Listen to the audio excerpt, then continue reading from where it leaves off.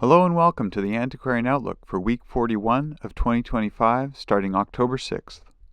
I'm Spencer W. Stuart, Collections Advisor, author of Contemporary Issues and Rare Books in Manuscript Collecting, and host of the monthly webinar Collecting Insights.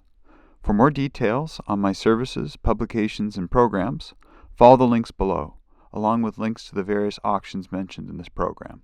Alright, on to last week's results. Monday, Gorringes had their weekly auction including books. There were 151 lots offered, of which 118 sold, making for a 78% sell-through rate. Highest price realized was for lot 1359, a Bible archive, including 3 English Bibles, heavily annotated and connected to the Whitehead family of Yorkshire. Estimates were set at £1,200 to £1,500, realizing £4,600. A lot that exceeded expectation was 1718, an engraving done after Cornelius Vischer, the large cat. Estimates were set at £50 to £80, realizing £1,600. Rossini had autographs and historical documents. There were 259 lots offered, of which 37 sold, making for a 14% sell-through rate. Highest price realized was for lot 53, this 1794 manuscript of a regiment, both civil as well as military. Estimates were set at €4,000 to €5,000, realizing €4,000. On to Tuesday,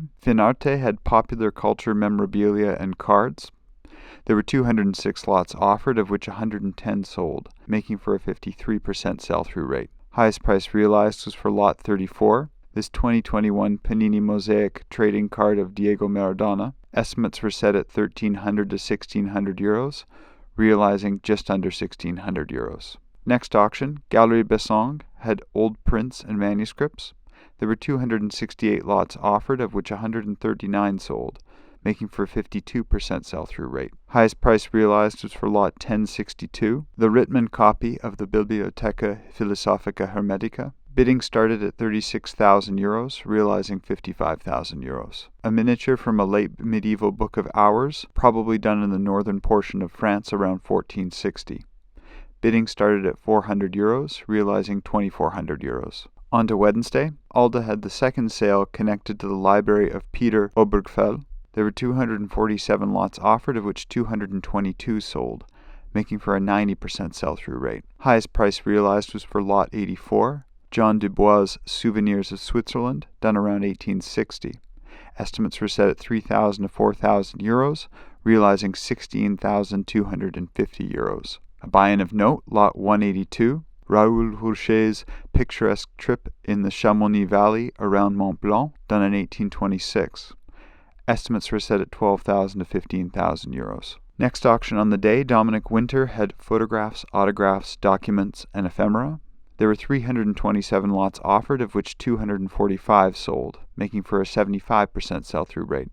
Highest price realized overall within the sale was lot 258, Einstein's violin. Estimates were set at €200,000 to £300,000, realizing £860,000. Highest price realized within books and ephemera was lot 232, this manuscript volume of Roman Catholic prayers and devotions, produced by Elizabeth Dominica Howard in 1698. Estimates were set at £2,000 to £3,000, realizing £5,800. A buy-in of note, lot 237, this annotated musical manuscript connected to William Walton from around 1930 to 1931. Estimates were set at £70,000 to £100,000. Next auction, University Archives had rare autographs, manuscripts, and books. There were 451 lots offered, of which 434 sold, making for a 96% sell-through rate. Highest price realized was lot 135, a document signed by Woodrow Wilson declaring war on Germany, dated April 6, 1917. Estimates were set at $25,000 to $35,000, realizing $50,000. A buy-in of note, lot 392, an autograph signed letter by Herman Melville from 1867. Estimates were set at $9,000 to $12,000. A lot that exceeded expectation was 344, a Band of Brothers photograph signed by all 18 members of Easy Company.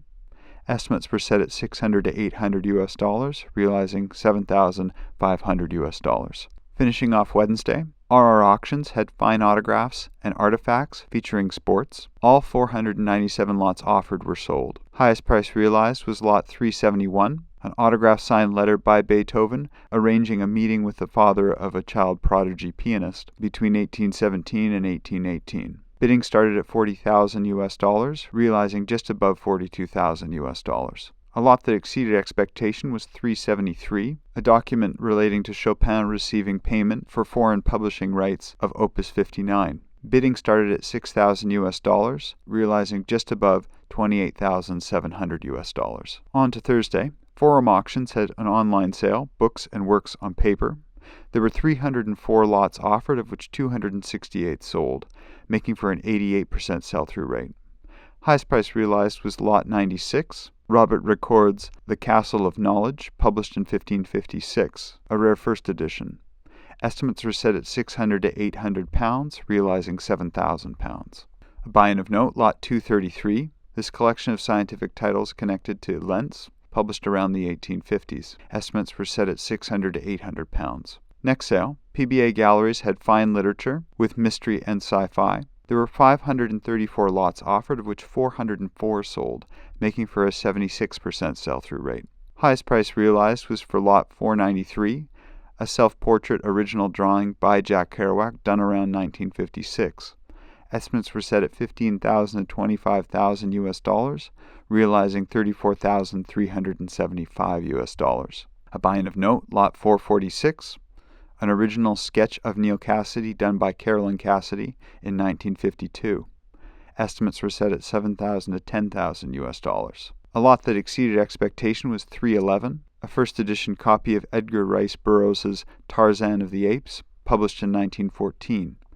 Estimates were set at $500 to $800, realizing $3,437. In the news, we are now receiving registrations for the November sessions of Collecting Insights. As always, all registrants will receive a complimentary copy of contemporary issues in rare books and manuscript collecting. So please follow the links below and have a look at the program offerings to see which sessions would work well for you. If you have any questions, please do not hesitate to get in touch with us directly. We look forward to receiving your registration. Also, for a hyperlink list of next week's auctions we have an eye on, please get in touch with us directly. Well, that's been the week from here. What'd you think of last week's results? Anything surprise you? Anything you had your eye on? Please make sure to put some comments below, and we'll keep the conversation going. Remember, if you want to stay up to date, be sure to like this video, subscribe to the YouTube channel, turn on your notifications, and let others know about this program. Thanks again for tuning in. All for now, and see you next week.